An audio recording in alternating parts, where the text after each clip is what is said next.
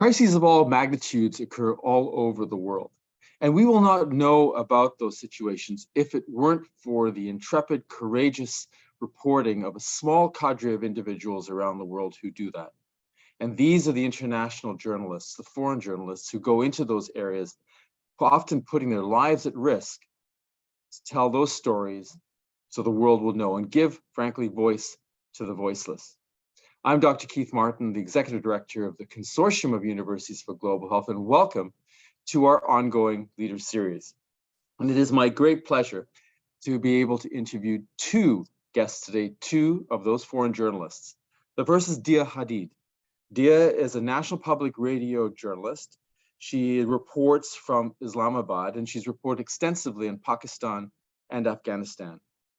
She reports for National Public Radio, as I mentioned before, and she's worked for the New York Times and AP in the past. Our second guest is Daniella Cheslow. She is a Wall Street journalist based in Washington, D.C., but Daniella has extensively covered the Middle East and also has reported from Jerusalem for Agence France Presse. Welcome, Diaa and Daniella. It's really a pleasure to have you both here with us today. So I have to ask you both, the first question is, why did you choose to go and report from insecure environments where you're often putting your life on the line to tell these stories? Diaa, you go first, please. So for me, it's pretty easy. Those places are home. My father's from Lebanon. He managed to find an exit route out of the country before the civil war really exploded in the mid-70s. And so we were raised in Australia following a conflict from a distance. And we also saw it up close. We went back to Lebanon during the war. And then immediately after, I mean, it was fresh enough that there were homeless children lighting bonfires of trash to stay warm on the highway when we were leaving the airport. And one of the buses we rode in had bullet holes and dried blood on the floor. And so these are places that I've intimately known. And I don't necessarily think of them as unstable or chaotic or even dangerous. When I instinctively think about them, not only are they home, they have nuance, they're interesting, and they're filled with ordinary men and women. So yeah, that's what I do. I speak Arabic. I was urged by some mentors to focus on a part of the world where my language would be an asset, and so that very naturally led me back to the Middle East, and then from the Middle East I shifted to Pakistan and Afghanistan. No, and we'll get into the nitty gritty of some of the areas that you both report from. But Daniella, why did you choose to take this path? My story also involves my father, who was a foreign correspondent. And I think for me now, as my own professional, I feel like I'm able to communicate the experience of people in a way that can be relatable. I was just in Turkey reporting on earthquakes, and in some ways it was unfathomable to imagine whole cities level to the ground. And I think for American audiences who didn't endure things like tornadoes or hurricanes, that can be hard to relate to. But because I was able to connect with people, talk to them about the brothers or the nephews and nieces and grandkids that they lost, I feel like it's a way to do a service to sort of widen people's understanding of themselves and their place in the world. So I think it allows me to use my empathy to sort of bring, to make the world a little smaller. Did you feel a personal tug, a moral responsibility to do that? I think, yes. Sometimes in the States, we can get caught up in our own politics when often there are big life-changing events going on overseas. As a reporter in Jerusalem, for sure, it felt like to show the effect of US foreign policy, military aid to Israel, attempts, or failed or successful, to broker peace between Israelis and Palestinians. These are things that Americans are very involved in. Their footprint is big, and I think it's useful and necessary to show the impact of that influence. And Diaa, did you find that your familial history informed, did you feel a personal tug to do this too? Yeah, in fact, I should add that Daniella and I were actually colleagues in Jerusalem, and is an old friend. Yes, I definitely felt a personal tug in the sense that I think much like Daniella, when you speak a local language, you're communicating with people in a way that allows them to express their nuance and real humanity, and it can often get lost in translation. And so you get to really elevate the voices of people who don't necessarily have access to the power structures that you have. And so I've definitely always felt that, like, there's a tug, there's a special responsibility, there's a duty to really elevate people who are just so marginalized, and you happen to be in this very lucky position of being like them, but also being part of like a much powerful and connected universe than they're in. But I'd say the other thing that really informed the journalism that I do is that because my father, our context growing up was the Lebanese Civil War, and a lot of that war, not all of it, but a lot of that war was Lebanon tearing itself apart into communal tribes and killing each other and displacing each other on that basis. And it made me really keenly aware of the dangers of political power, of majoritarianism, and also of not knowing the other.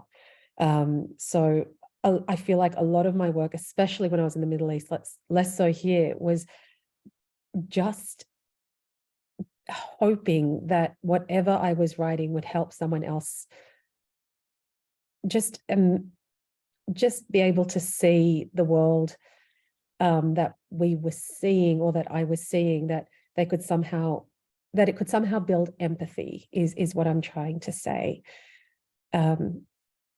Because what do we get wrong, Diaa? Sorry? I'm sorry, what do we get wrong? What do we fail to understand? You're building a bridge because there's a lack of empathy, perhaps, or understanding of the people you report about. What do we get wrong in the West? It's a bit of a general question. Danielle, I'll ask you the same question. What do we fail to understand? This is going to sound really trite, and I apologize for that, but people who we've othered for so many decades and centuries are just like us. And I say we as like a Westerner, I was raised in Australia, we assume bad things happen in these places, maybe because kind of somehow these people made those problems for themselves. And to be caught in sort of like a spiral of political instability or economic instability or environmental climatic instability, it really stretches people to their limits. And it's something that I wish we could convey every day, that this could be any of us. What's happening to person X could be happening to any of us right now. I think that has become more real with climate change, but and a growing dialogue in the West about inequality and the awareness of the damage that decades of neoliberalism has caused. But what we get wrong is presuming this happens to other people and it doesn't happen to us, I think, is a lot of it. And presuming that somehow people are at fault for these broader situations that they exist in.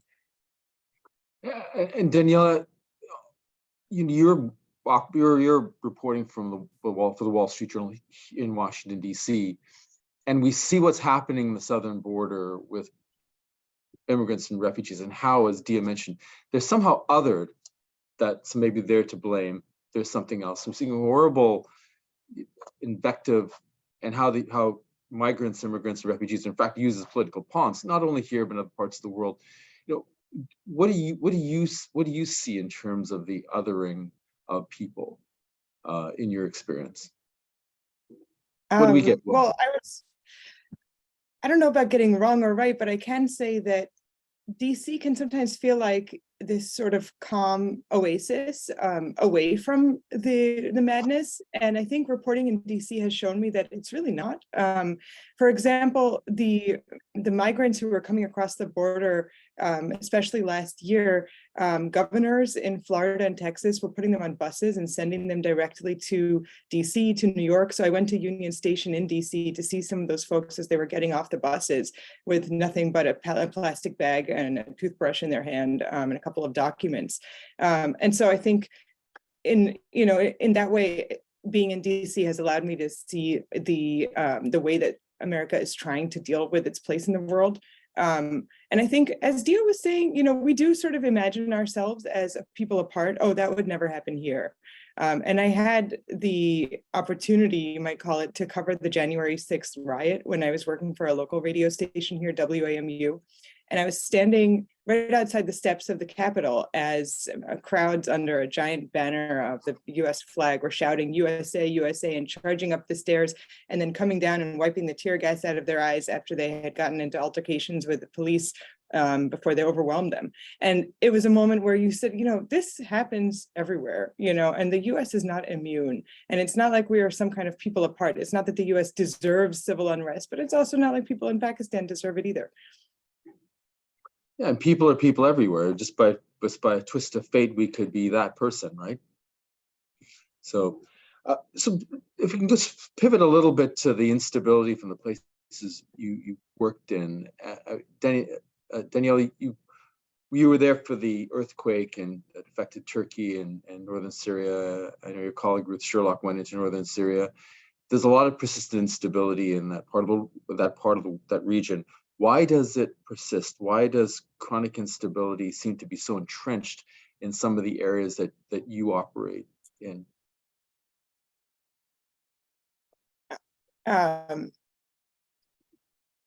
Why does chronic instability persist? I mean, an earthquake is an earthquake, right? This is a natural disaster. It was enormous. It leveled buildings across 10 different provinces. It was enormous. I think in the case of Turkey, Turkey was trying to bring forward for the last 2 decades the middle class with a building boom.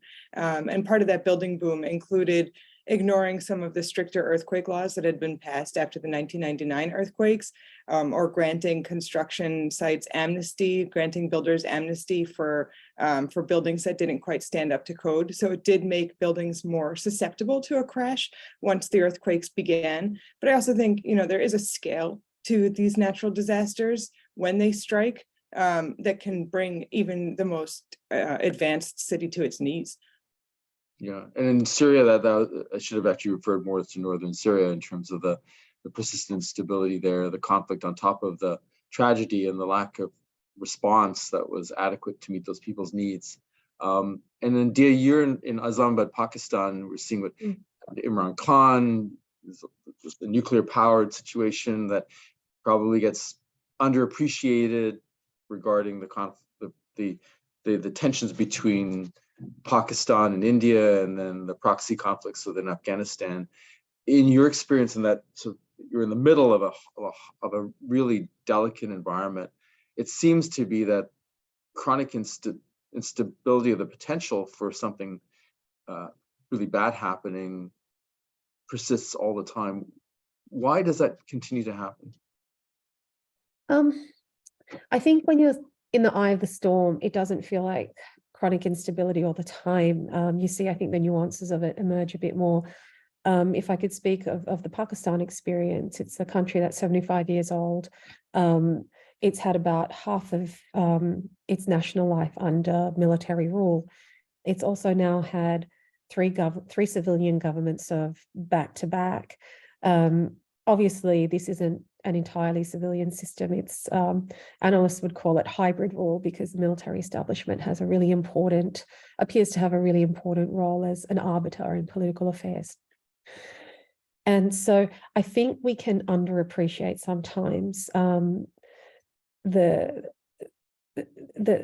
wins that are actually really important to people on the ground, because we're still sort of like looking at it with such a big picture that we might not actually sort of like see these smaller things that are actually quite impactful.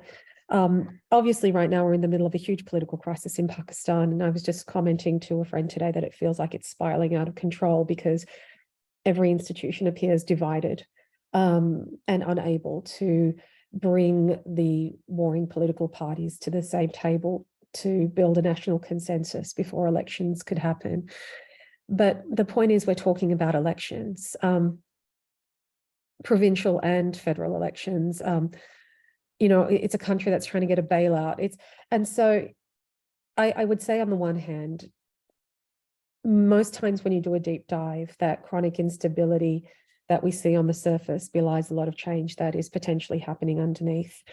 At the same time, I just don't have an answer. Like, why can't Pakistan just finally figure out that it can't keep running to the IMF every time it spends too much money? And probably part of that answer is because the IMF keeps giving them money.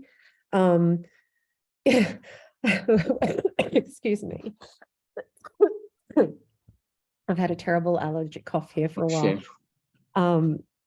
We get some water if you need to, and I can put Daniella. Thank you. I don't know is the short answer. Why are some countries lucky enough to enjoy stability and others not? Why does Kuwait, which is a country that no one ever thinks of and should never think of because it's, you know, everything works well, why does it have a functioning liberal parliamentary democracy, but Iraq can't manage to like run in elections and agree to the result of an election, and it's right next door? Like, why is Lebanon just a gorgeous Somalia? And, you know, why can't it get its house in order? Like, I ask myself these questions all the time, and it baffles me because you take people out of Pakistan or Lebanon or any of these countries and you throw them into a system that is stable and favors that rewards talent and initiative, and these people just rise to the surface. I was thinking of Yusuf Hamza, or is it Hamza Youssef, excuse me, the new leader of the Scottish National Party. And, you know, he's from a very modest part of Pakistan. And I was thinking, if he was here, would he have ever enjoyed the social mobility that would have allowed political mentors around him to see that talent and bring him up?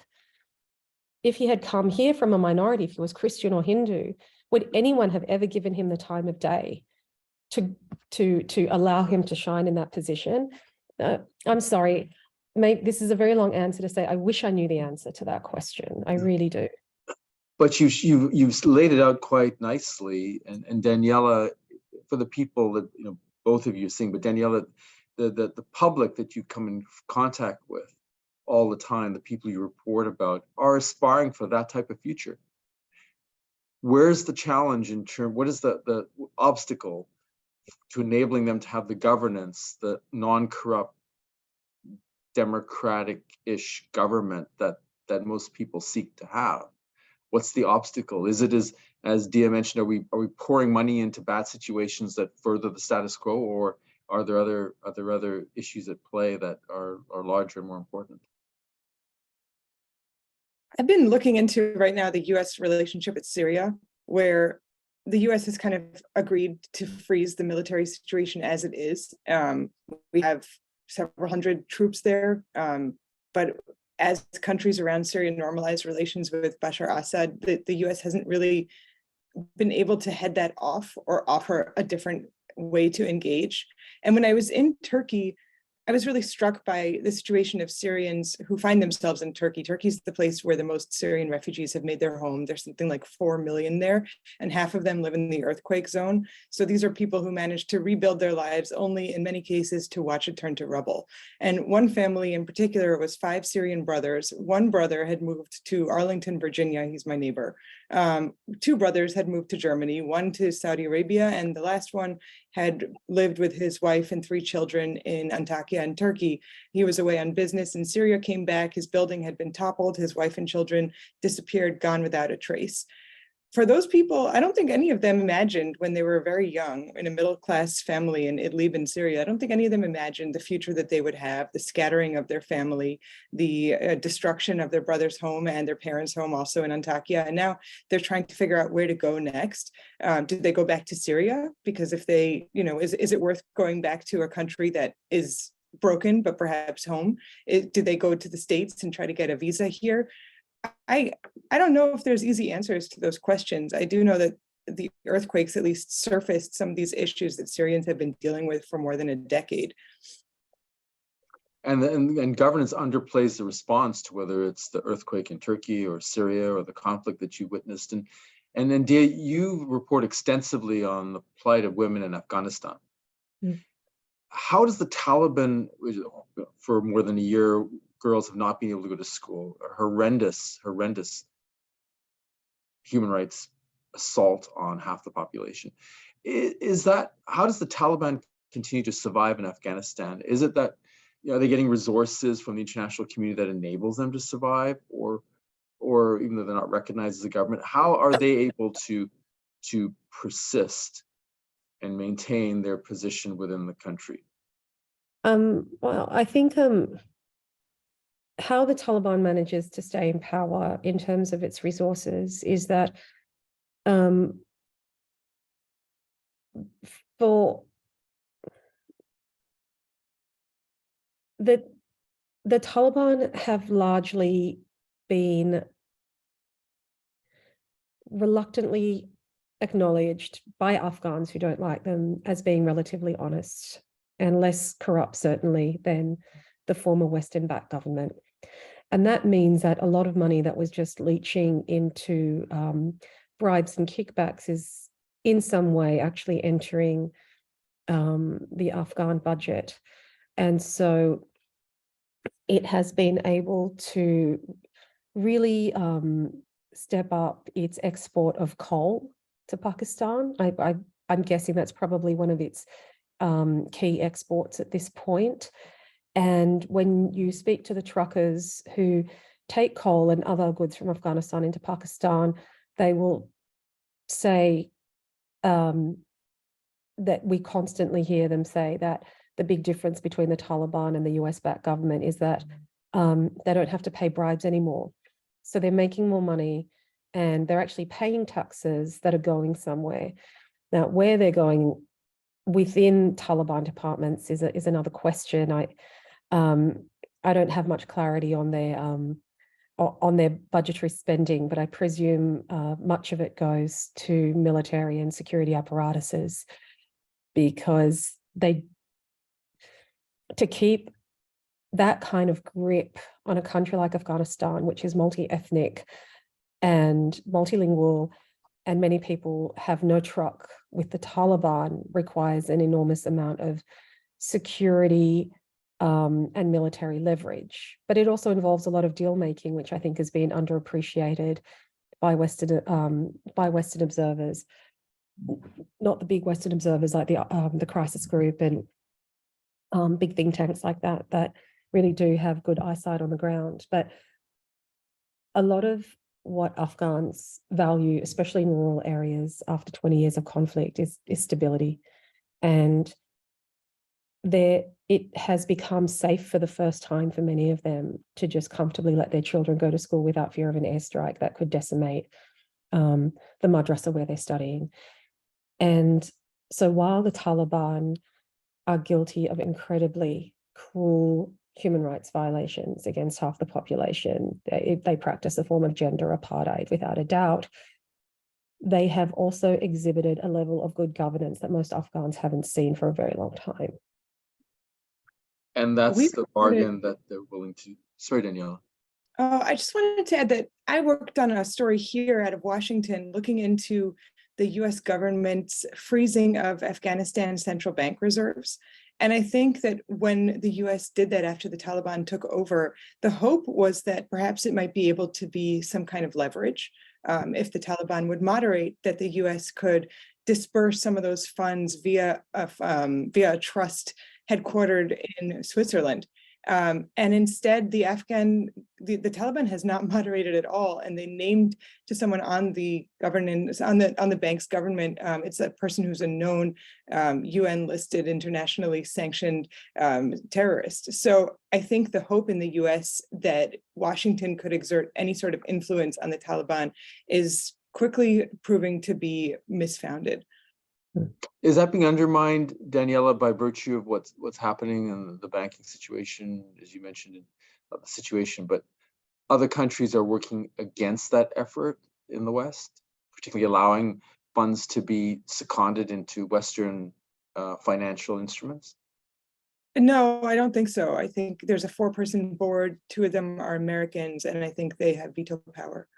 But don't quote me on that. Yeah, no. But just was to the point of what both you were making, is that how is this regime allowed to have the funding, to, as Diaa mentioned, to fund their security apparatus to be able to keep their boot on the neck of the Afghan people and not have the future that both of you have spoken about, that most people in the world want. And I have to ask you on that line, Daniella, you reported from Jerusalem, and we see what's happening there, and for both Israelis and Palestinians. I have to ask you such a simple question: is there a path forward to a two-state solution where both Palestinians and Israelis can have a peaceful, prosperous, safe, and secure future? I think the last several months have been interesting because you saw this Israeli uprising against a judicial overhaul that Prime Minister Benjamin Netanyahu was trying to put forward. And eventually it caused him to pause the judicial overhaul this week. And so in some sense, the Israeli camp that calls itself pro-democracy had a massive victory, and Netanyahu had to pull back on something that had been a really high priority for the right-wing extreme allies that have helped him to get into power now after he had lost power for a year. But I think it's also interesting what you don't see in the street. You don't see on the Israeli protesting street many Palestinian citizens of Israel. They comprise 1/5 of the population. You don't see a lot of Palestinian flags. And I think if you're talking to Palestinians living under Israeli rule, whether they're citizens of Israel, whether they're residents of the West Bank under direct military occupation, of the Gaza Strip under blockade by Israel and Egypt, and East Jerusalem with a compromised form of citizenship or residency, I think they don't see the status quo that Israelis are aching to return to as a status quo that they want. That's a status quo, and Diaa knows because we worked together covering this from AP in Jerusalem. This is a status quo in which they weren't equals. And so I think that I'm not sure if there's appetite for yet another round of protests to demand the end of the military occupation. And so in the absence of that, the U.S. under Biden has expressed very little interest in trying to draw up a peace plan, unlike all of his predecessors. And Biden has said that's not a priority for him because it doesn't seem feasible at the moment. So I would say right now, it doesn't seem to be going in a direction of equal citizenship for everybody living between the Jordan River and the Mediterranean Sea. What would it take for that to happen? You tell me. I mean, I think right now, the U.S. and Israel have a special relationship, $3.8 billion in military assistance every year. The relationship between the U.S. and Palestinians was really damaged under former President Donald Trump. When he moved the U.S. embassy from Tel Aviv to Jerusalem, it was a statement recognizing Israel's claim as Jerusalem as the capital and ignoring Palestinian claims of Jerusalem as their capital. Trump also cut funding for a lot of U.S. programs that were helping Palestinians. And I was there this last year working for AFP, and I spoke to people in USAID after Biden had been inaugurated. And it takes a really long time to get those programs back up and running. It's not like you flip a switch in Washington, new administration, all the money comes back, all the staff comes back. Those were deep cuts and lasting damage. Yeah, I don't think people appreciate that you turn you stop them, and it does take. It's not a car. It's more like a big ship that you have to turn. It takes a lot of time. Yeah, one guy I met had this, I was doing a story about how climate change was affecting the olive harvest, and both Israelis and Palestinians noticed it. And of course, they had very different approaches to it, where the Israelis said, okay, we're going to, at our nationally funded agricultural institute, we're going to find a super cultivar that can endure low rainfall and higher heat and still give us good quality olives that we can press and sell the oil. And the Palestinians were saying, well, we don't really have access to extra water because the Israelis control the water in the West Bank. So what we're going to do is try to grow fewer olive trees. And maybe we prune them in a certain way, basically trying to wring out more olives with less.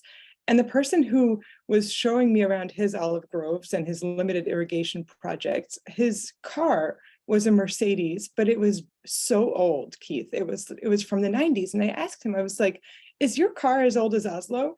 The Oslo Accords of the mid-90s. And he said, it's funny you should ask, because I used to be in the PLO. And when I moved back to the West Bank from Jordan, I brought over a Mercedes. and I haven't changed it since, because nothing had moved forward since. Life had kind of been on pause. And I felt like looking at his old Mercedes, we're drinking tiny cups of coffee off the hood of it, and it was crumbling inside. And it really felt like such a metaphor for the hope and the promise of the Oslo Accords now more than 20 years back, and their failure to deliver. Yeah, it's just heartbreaking for both Palestinians and Israelis. Going back to the status quo is not acceptable for a prosperous future for both peoples, and it is heartbreaking to see. I have just a couple more questions because I know I don't want to be respectful of both of your times. Of all of the stories you've both covered, let's start with you, Diaa, what's the most gratifying story? And you have a lot of them, I'm sure, but share with the viewers, what's one of the most gratifying stories that you have told as a journalist?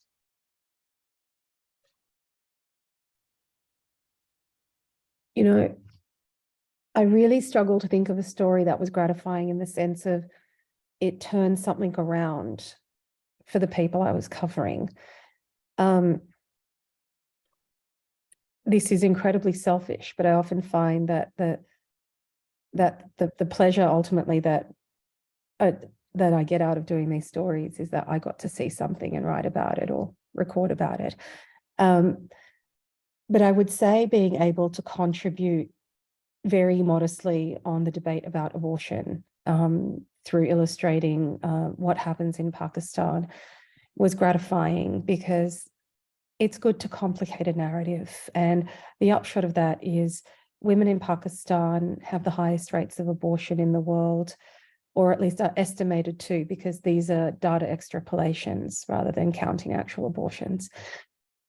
And I chased that down a rabbit hole of trying to figure out why Pakistani women are more likely to have abortions than any other group of women on the planet. And it turns out that abortion is legal in Pakistan, but it's not culturally acceptable.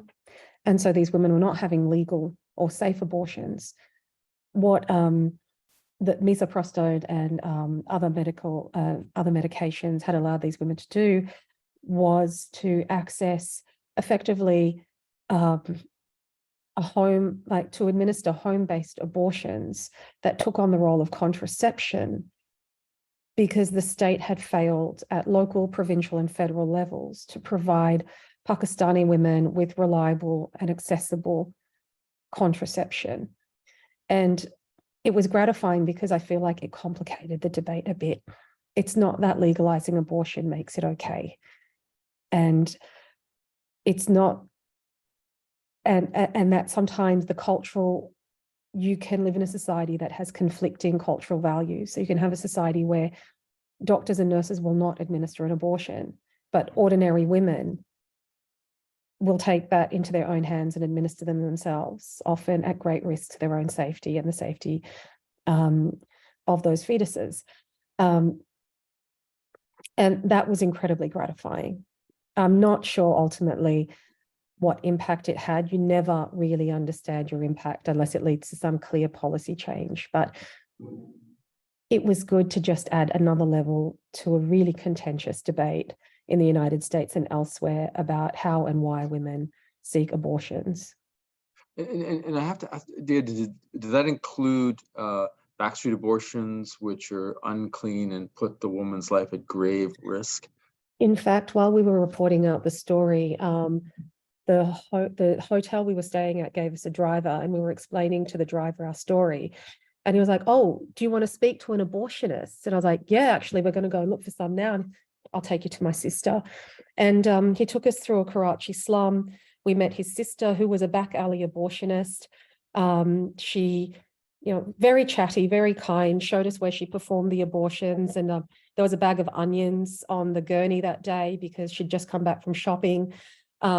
She also ran a tiny business of pilgrimages to Mecca and Medina, to the holy sites of Islam. That was her other side hustle.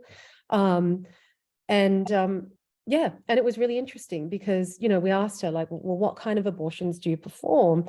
And she said, well, I'll do a medical abortion, but she was like, but I don't do those other kinds, like I don't want to be offensively graphic, but she didn't do sort of traditional old interventionist abortions. And I said, well, have you ever been asked to? She said, yeah, some of the women come with really advanced pregnancies. They didn't realize they were pregnant and they've got to get rid of the baby. So, well, what do you do then? She said, well, I take them to the lady up the road who does them. And then she turns to me, she goes, I'm not a murderer. And so, it was interesting even to see like a hierarchy of what people are willing to do. And the way people saw themselves in a system. And it was just fascinating. A lot of the women who tried to get safe medical abortions told, we found out through speaking to midwives that these women will try cause themselves to miscarry partially, and then they can go to hospital and say that it was spontaneous. And that way they're more likely to get a safer procedure done. Yeah. And it was remarkable the lengths women would go to. I met a woman who spent months just dragging furniture around the house and drinking brews of boiled dates until she finally successfully had an abortion. Yeah. And it is important for people to hear that, as difficult as what you said, Diaa, is for people to hear. It is so important for people to understand that when you restrict a woman's right to be able to have a safe abortion, if that's what she makes that decision to do, not having that puts her life at grave risk. And if she dies, then you have children who are orphans. And there's a cascade of issues affecting those children that we don't consider. But for her life is as deeply at risk if those restrictions are in place. Well, I think I could just take it back a step and say, even if you don't really like abortion, and then global health practitioners, I mean, I think they pretty much nod in unison over this. A woman's ability to access reliable working contraception that is appropriate to her culture and the society that she lives in is absolutely key. And it's not about reducing birth rates. I just don't have much truck for people who complain that overpopulation is a problem, when largely our problems are caused by overconsumption. But it's about a woman being able to choose the circumstances of her own fertility. Yeah. And at the very least, just have safe spacing between births. Yeah, absolutely. And no, thank you for sharing that, Diaa. And Daniella, of the stories that you have reported on, what are one of the most gratifying stories that you have produced? I think that story that I started telling you about these Syrian brothers was a really important story to tell, because it was about a family that escaped Syria intact. And it was also, I met two of these brothers when they were wearing hard hats and helmets on the site of the collapsed building of their eldest brother's home. And they had sort of come in from all over the world to try to dig out their brother's family. And they felt like, okay, we're young, we're in our late 20s, mid 30s, we can do this. They brought tools. One of them was an engineer, one was an architect. They got the blueprints of the building. They knew exactly where their brother's apartment was. They spoke to him. They went into the elevator shaft of this building that was lying on its side. And they said, okay, Abdo, we're on this floor. Where is this the right area? Does this look familiar? And he was telling them, yeah, that's my floor. But then when they opened up the elevator doors with their hands, the floors had been clapped on top of each other. And so they couldn't go any further. And that's when they encountered the things that made Turkey's earthquake response so horrible for so many people, which is that there wasn't enough heavy earth moving equipment, heavy digging equipment for them to get access to where they knew this family was likely trapped. And so they were arguing with the National Rescue Services. They were frustrated that there didn't seem to be enough. And at the same time, Turkey's National Rescue Service was overstretched, and over years under Erdogan's centralization, perhaps not as well coordinated as it could have been. So by the time I met them, I felt like it was this story of frustration, and it was also kind of a family love story of the lengths we will go to find the people that we care about so deeply. And I managed to interview all 5 of the brothers, and I put together the story. And afterward, the eldest brother who had spoken to me, he apparently had been so shocked by what happened to him that he hadn't really been able to express himself. And his siblings felt like through the story, they were able to better understand him and better meet his needs. And so I felt like for that family, perhaps the journalism that we did was, it met the most important thing, which is that it reflected what they actually experienced, but it helped them understand themselves and maybe also help them feel not so alone.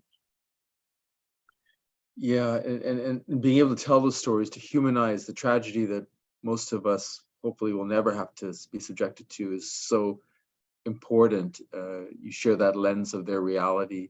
And so my last question, first to Daniella and then Diaa to you. You both reported from around the world, and Daniella, is there a story in your heart that you would like to say, I would like to do this story? If there is, what is it? I would like to find more ways to report on climate, on the economic impact of climate events, and on the way people handle them.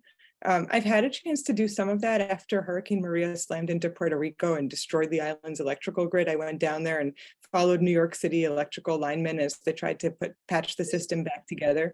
And that was a storm where climate had made it more intense. Oh, we have a guest editor. You're all welcome. Yeah. And I would like to find more ways to tell those stories. I think they're going to become more frequent. I think they're going to have more of an impact on the way we live, on the way we finance, on the way we insure, on the way we build. Well, this is great. This is absolutely perfect, Diaa, to have you brought in the secret weapons, your support staff, your support team. Lovely. It's so wonderful to see you both, little ones. We'll have your mom just for a second. Hi. What are your little ones' names, Diaa? This is Lulu and this is Georgie. Hi, Lulu. Hi, Georgie. Just speaking to your mom about what she does. I have one last question for you, Diaa. And maybe you want to report on your children as something in your heart you haven't reported on. But tell us a story that's in your heart that you'd like to report on. I feel like it's a bit. Yes, I feel like it's a bit trite saying this, just following from what Daniella was saying, but just more on the impacts of climate change on South Asia. It has the world's largest population. It's one of the most vulnerable places to the impacts of climate change, and its primary victims are the people who've done the least to cause the planetary warming that is impacting their lives. I wish I was clever enough to follow the money. I just feel like my best contribution to it can be to keep drawing that line for readers and listeners to understand that the lives that we lead and the consumption that we have is causing enormous suffering to people who cannot imagine the privileges that we enjoy. And so I'm really hoping to look more at the third pole, which is the enormous glacial watershed of South Asia between the Karakoram, the Hindu Kush, and the Himalayas. Hey, Baba. Okay, there's Baba, sweetheart. Let me take you for stories. And that watershed is rapidly melting. It's melting at a furious pace, and about a third of it will be gone at 1.5 degrees. It's baked in that loss, but we're heading for a world of more than 3 degrees. And just to keep hammering that home. Yeah, that's okay. Well, I just to both of you that no, this is great. To say that another leader interview that we did on this series is Dr. Pushpam Kumar. He's the head economist for the UN program, and he's done incredible work on valuing nature. So again, to both you, Diaa and Daniella, when you do stories, send them to CUGH. We'd be happy to share them, because you're spot on that the people who are being impacted the most in very significant ways are their stories are not being told, and we're the ones who are making that a whole lot worse, but they pay the price for it. So Daniella, Cheslow, Diaa, Hadid, and Lulu and Georgie, thank you very much for being with us today. Two outstanding foreign journalists. Thank you for what you do. Having a free press is a pillar of any democracy. And without it, it is a bulwark against autocracy, a bulwark against corruption. So thank you for what you do. And we appreciate you for being able to shed light on these stories that inform us all and help us to be allies in dealing with those challenges. So thank you very much. Daniella Cheslow from the Wall Street Journal, Diaa Hadid from National Public Radio. And I have to say, we need more public radio. We need more independent public reporting, particularly what happened in PR recently. Thank you for joining us. I'm Dr. Keith Martin, the Executive Director of the Consortium of Universities for Global. Thank you for joining us on this installment of our Leader Series.